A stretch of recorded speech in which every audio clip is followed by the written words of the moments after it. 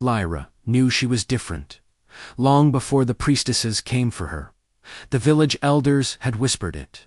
When they thought she couldn't hear, her mother had held her too tightly each full moon, as if afraid the silver light might steal her away. Even the pack children sensed it, leaving her to play alone by the river where the moonlight danced on water.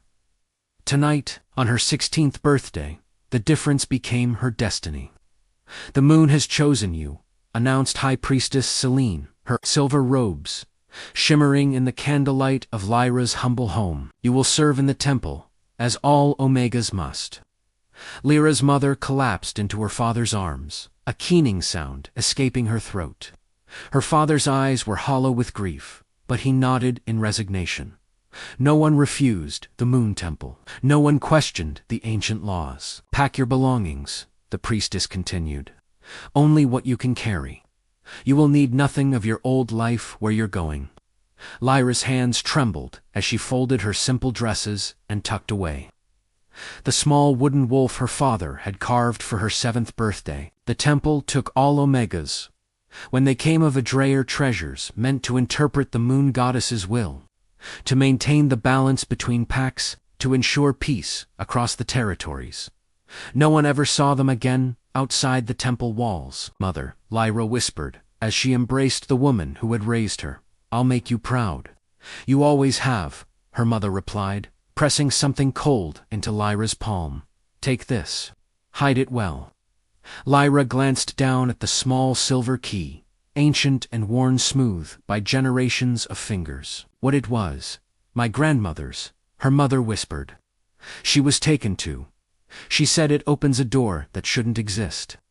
Before Lyra could ask more, the priestesses swept her away into the night. Their procession wound through the sleeping village, past the homes of childhood friends, who would wake tomorrow to find her gone. The wolves who guarded the temple caravan padded silently alongside, their eyes reflecting the moonlight like small silver coins.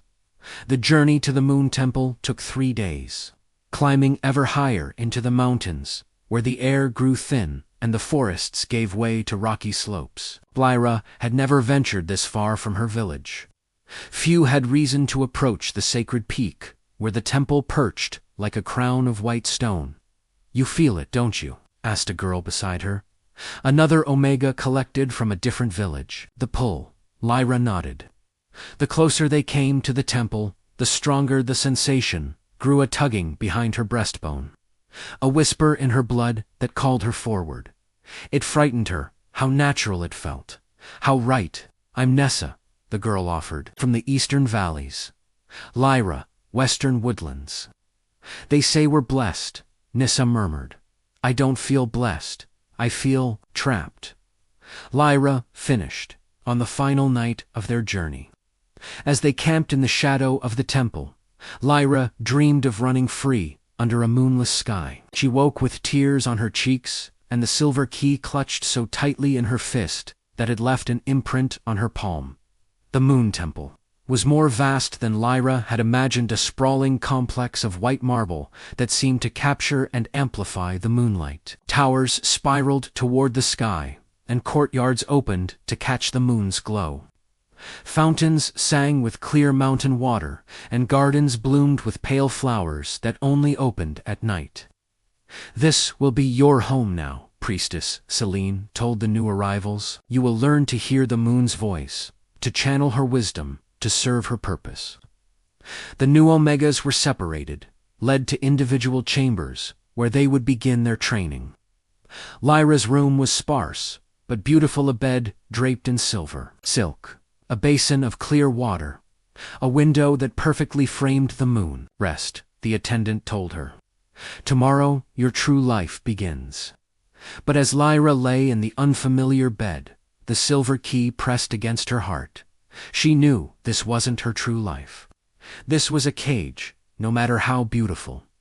Days blurred into weeks as Lyra learned the temple's ways. The Omegas were taught to read the ancient texts, to perform the sacred rituals, to interpret the moon's messages.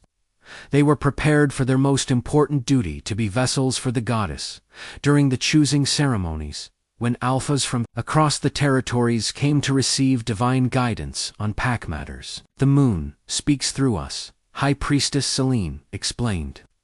Our Omega nature makes us perfect conduits for her will. But Lyra noticed how the older Omegas seemed hollow-eyed after ceremonies, how they moved like ghosts through the temple halls. She saw the guards posted at every exit, the locks on the outer gates, the way the priestesses watched them during the full moon.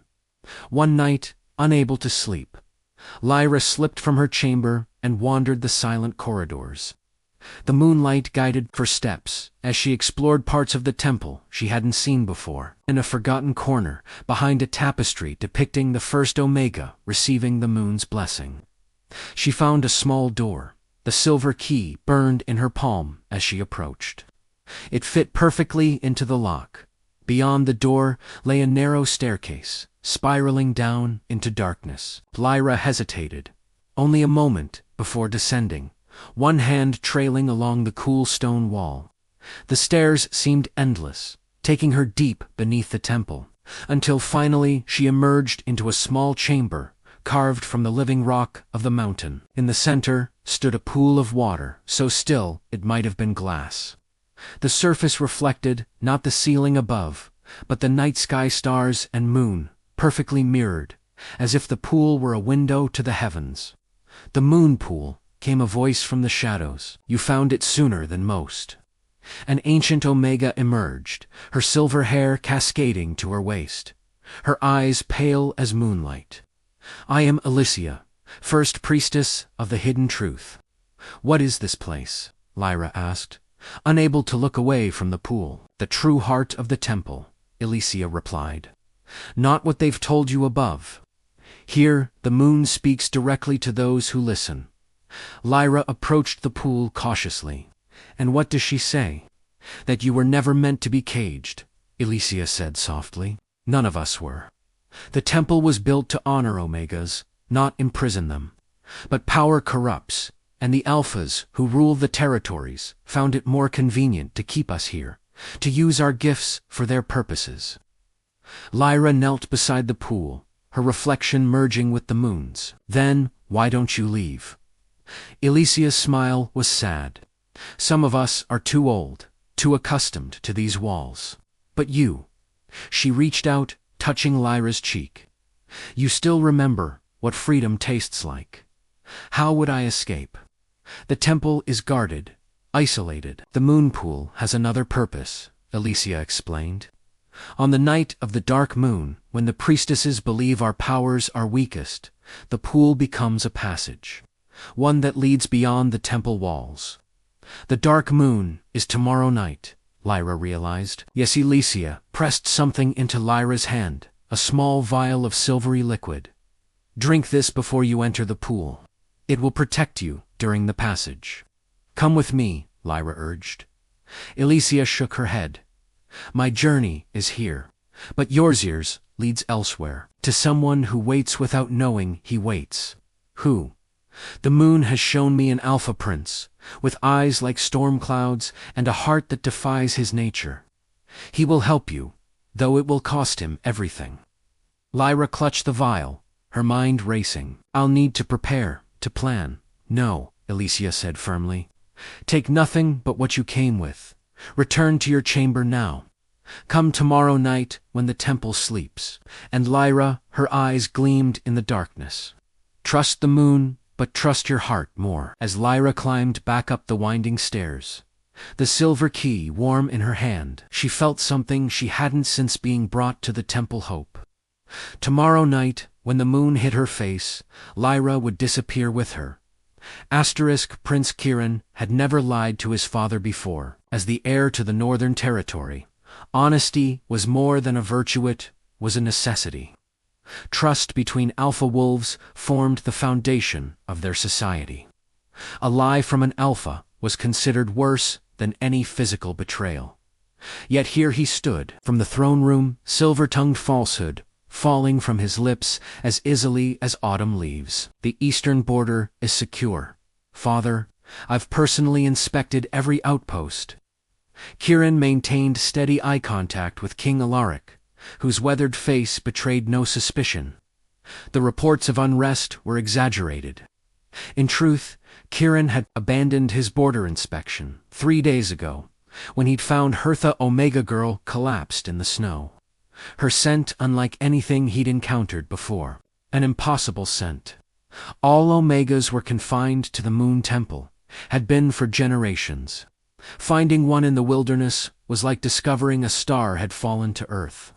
Good, King Alaric nodded, his massive frame relaxing slightly on the ancient throne carved from the heartwood of the first tree. The choosing ceremony approaches. We cannot afford weakness when the other territories send their representatives. Of course, Father, Kieran bowed, the formal gesture hiding the flush creeping up his neck. Another lie by omission. He had no intention of attending the choosing ceremony this year, not when the girl hidden in his private hunting lodge needed protection. You seem distracted, son. The king's eyes narrowed, his alpha senses attuned to the subtle shifts in his heir's demeanor. Kieran straightened, forcing his heartbeat to steady, merely tired from the journey. With your permission, I'll retire early tonight. The king waved his dismissal, and Kieran strode from the throne room, past the ancient tapestries depicting the first alliance between the territories, past the guards who bowed respectfully to their prince, past the courtiers who whispered behind, their hands about his unusual solitude of late. Only when he reached the privacy of his chambers did Kieran allow himself to breathe freely. He moved quickly, gathering supplies, food, medicines, warmer clothes, and concealing them in a saddlebag. The servants would gossip about another hunting trip so soon after his return, but none would dare question him directly as darkness fell. Kieran slipped from the castle through a forgotten passage that had served generations of restless royal offspring. The cold northern air bit at his face as he mounted his black stallion and urged it toward the ancient forest that marked the boundary of the royal hunting grounds. The lodge was small and rustic, built by his grandfather as a retreat from court politics. Few knew of its existence, which made it the perfect hiding place for an escaped Omega. Lyra was awake when he arrived. Sitting before the fire he'd built that morning, the flames cast a golden glow across her face, so different from the deathly pallor she'd worn when he'd found her 3 days ago, half frozen and delirious. "You came back," she said simply, her unusual violet eyes reflecting the firelight. "I said I would." Kieran removed his cloak, hanging it by the door. "How are you feeling? Stronger?" She watched him unpack the supplies. "You've risked much for a stranger." Kieran paused, a loaf of bread in his hands. "You're not exactly a stranger. Not anymore." Not after he'd carried her through the snow for miles, her body burning with fever despite the cold. Not after he'd tended her wounds, the scratches from her desperate flight through the forest, the bruises from her fall down a ravine. Not after he'd heard her cry out in her sleep, begging unseen captors to release her, and certainly not after he'd scented. Hertz Rulli scented her and realized what she was. What it meant that she was here, free, instead of locked behind the temple walls. "I brought you something." He reached into his pocket and withdrew a small wooden carving of a wolf, head thrown back in a silent howl. "I thought you might like it." Lyra took the carving, her fingers brushing his. The contact sent a jolt through Kieran that he struggled to conceal. "It's beautiful. Did you make this?" "It's a poor imitation of your own." He nodded toward the small wooden wolf she kept clutched in her pocket. He'd seen her holding it during her fever, whispering to it as if it could protect her. "My father made mine."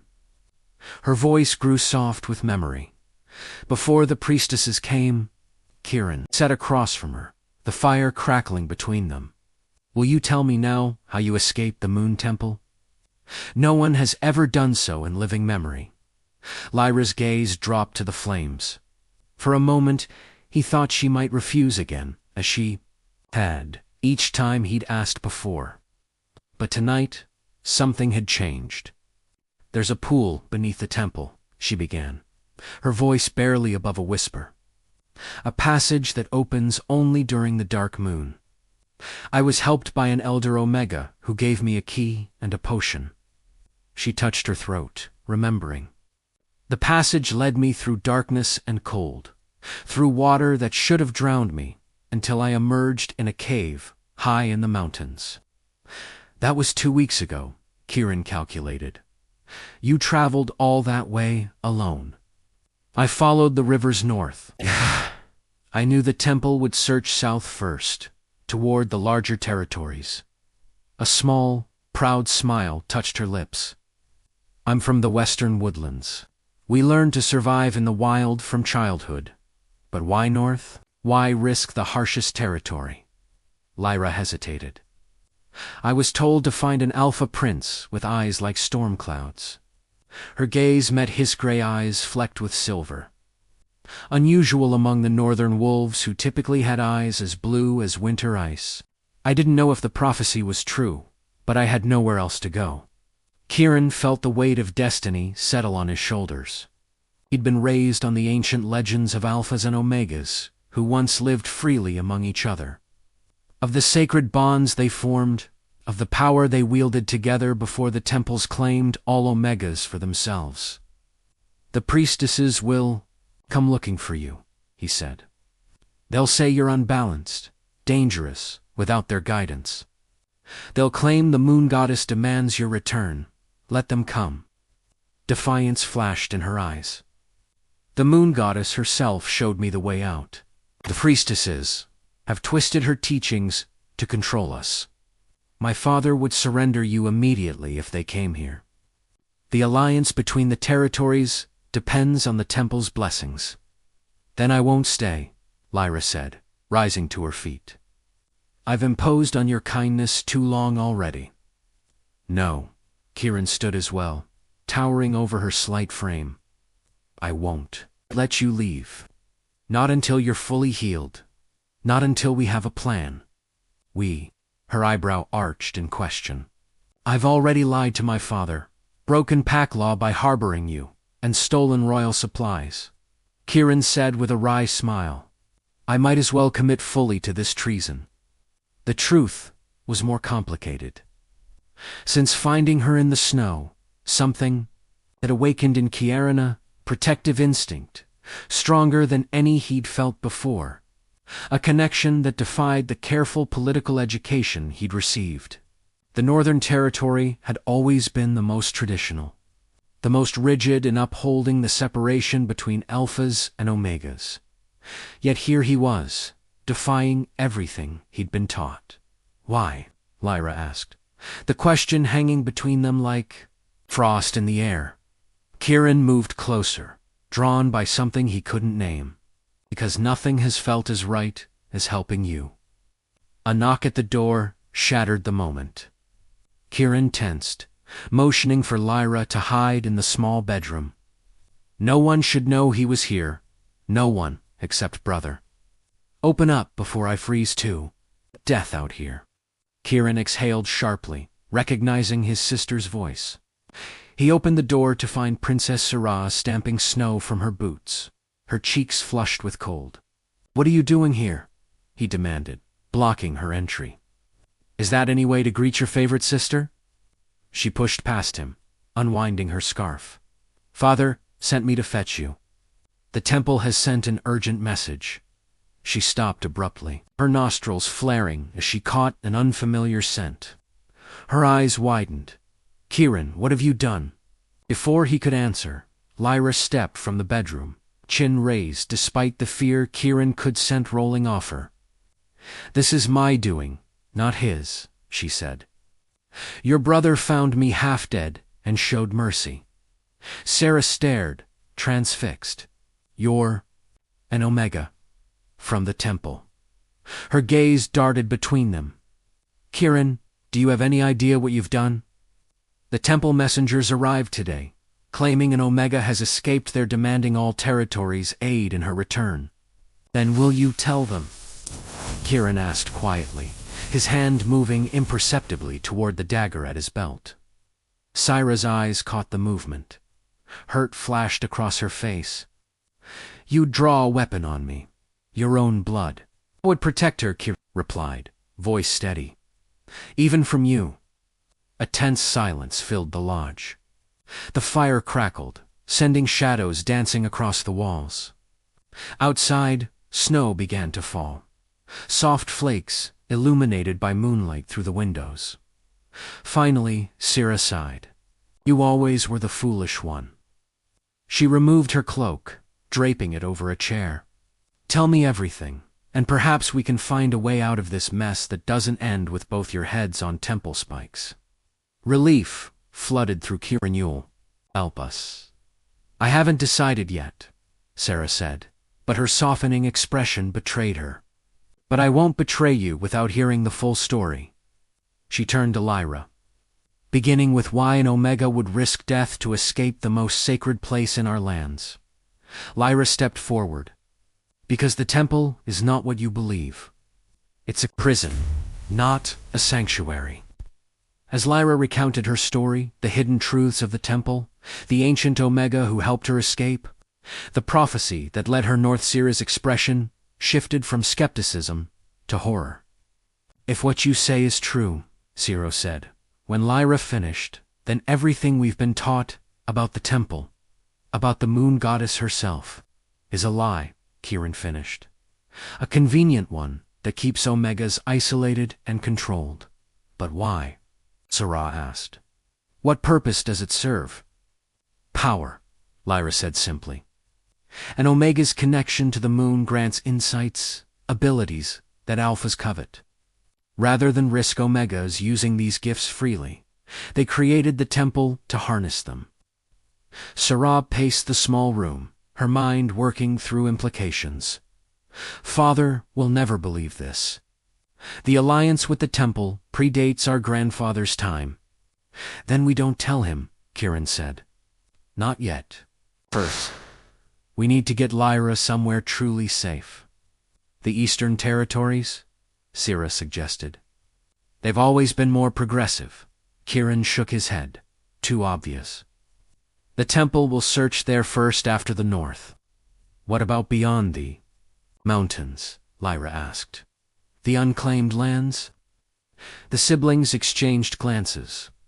The unclaimed lands were wild, dangerous territory. No pack had managed to settle successfully. "It would be a difficult journey," Kieran said carefully. "Especially in winter." "But possible," Syra added, surprising them both. "There are passes that remain clear enough, if you know where to look." "You've been there?" Kieran asked, eyebrows raised. A secretive smile crossed Syra's face. "Not all of us spend our free time hunting, brother. Some of us explore." She turned to Lyra. "I can draw you a map, show you the safest routes." U.S. Kieran corrected. "Draw us a map. I'm going with her." "Kieran," Lyra protested. "You've risked enough already." An Omega, traveling alone through the unclaimed lands in winter? He shook his head. "You wouldn't survive a week." "And the Crown Prince disappearing won't raise alarms," Syra countered. "Not if I have a reason to be gone." Kieran's mind raced. Ahead. The choosing ceremony.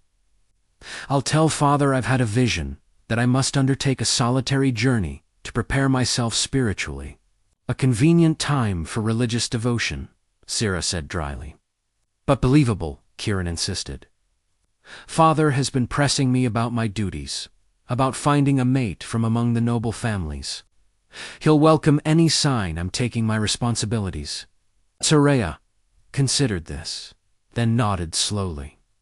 "It could work, for a short time at least." "That's all we need," Kieran said.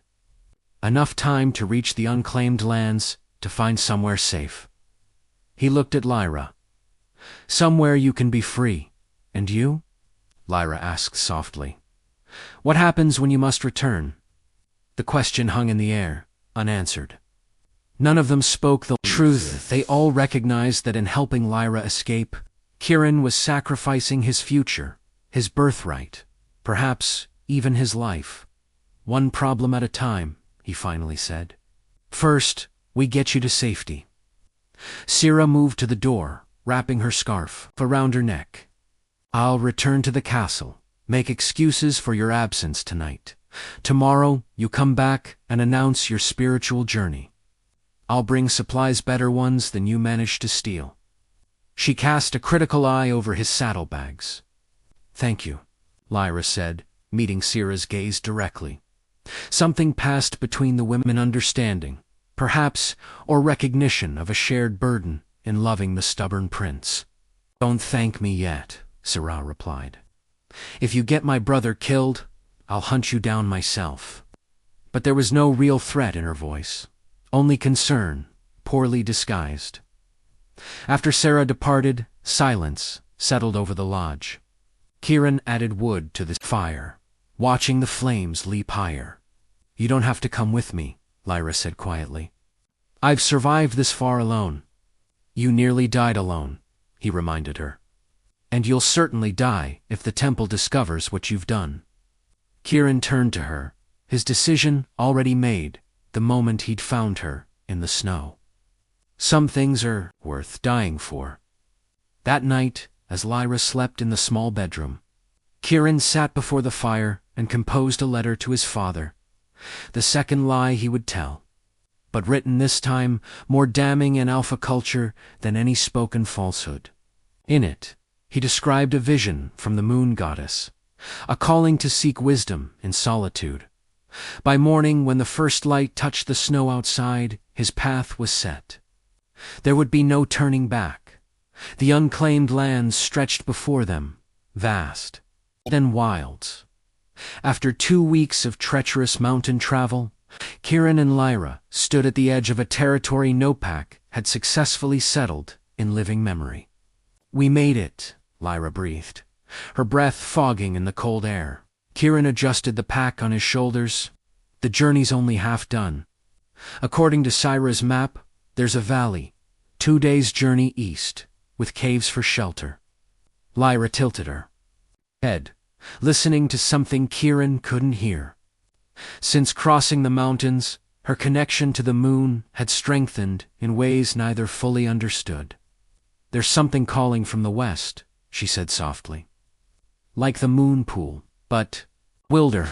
After weeks together, Kieran had learned to trust her instincts. "West it is, but we move carefully." They traveled through dense forest until dusk, when the pool Lyra felt grew stronger. Beyond a line of trees, they emerged into a clearing and stopped, stunned. A village stood before them, proper structures, with smoke rising from stone chimneys. Most shocking were the inhabitants, wolves in animal form, walking alongside humans without fear. "Impossible," Kieran breathed. A young woman spotted them and approached. "Visitors from beyond the mountains." "Yes, we seek shelter," Kieran replied, placing himself between Lyra and the stranger. An Alpha and an Omega, traveling together. She smiled. "I'm Mira. This is Heavenwolf, a sanctuary for those who reject the old ways, especially Omegas who escaped the temple." Lyra gasped. "There are others. You're not the first, though few make it across the mountains in winter." Mira led them through the village, where curious eyes followed their progress. Wolves padded alongside them, some shifting seamlessly into human form. "How is this possible?" Lyra asked, watching a woman scratch behind a wolf's ears. "In the territories, wolves and humans are the same beings. Here they are both. Some can shift, some cannot. We live together, regardless." They met Elder Thorn in the central building, who listened to their journey without interruption. "Your coming was foretold," he said when they finished, "by the wolf who shouldn't exist." He showed them a tapestry depicting a white wolf with violet as axillay, like Lyra's 300 years ago. An Omega escaped the temple and crossed these mountains alone. She found the first moon pool, the original spring where the moon goddess first blessed wolves with human form. She found it by accident, Lyra asked, drawn to the wolf's violet gaze. The moon led her, just as it led you today. When she bathed in those waters, she was transformed. Not just in Omega, but something new, with an unfiltered connection to the moon. She founded Havenwolf as a sanctuary, Thorn continued. Before she died, she prophesied another would come an Omega with violet eyes, guided by an Alpha who defied his nature. Together, they would bring truth back to the territories. That night, in their cabin, Lyra stood at the window, watching the rising moon. "Do you believe in prophecies?" she asked quietly. Kieran joined her. "I never did before, but I never believed. An Omega could escape the temple, or that I would help her. I just wanted to be free. I never wanted to challenge the entire order of our world, and yet here we are." Kieran's hand found hers. The Alpha Prince and the Omega who shouldn't exist. In the moonlight, her violet eyes seemed to glow. The feelings Kieran had fought since finding her in the snow finally surfaced, something deeper than protection, more profound than duty. "We learn what Havenwolf can teach us," he said. "Then we decide if we want a world where Alphas and Omegas can choose their own paths. Where we can choose each other," Lyra whispered. Outside, a wolf howled. Without discussion, they stepped into the night and shifted form. Karen becoming a gray wolf with storm cloud eyes. Lyra, a white wolf with violet gaze. Their howls joined the chorus as they made their choice. They would not hide forever. They would return to the territories with the truth as their howls faded. Lyra pressed against Kieran, their fur mingling into silver in the moonlight. They had found each other against impossible odds. An Alpha Prince who broke every oath to protect her, and an Omega who escaped to find her destiny in their union. A prophecy fulfilled. The wolf who shouldn't exist had returned.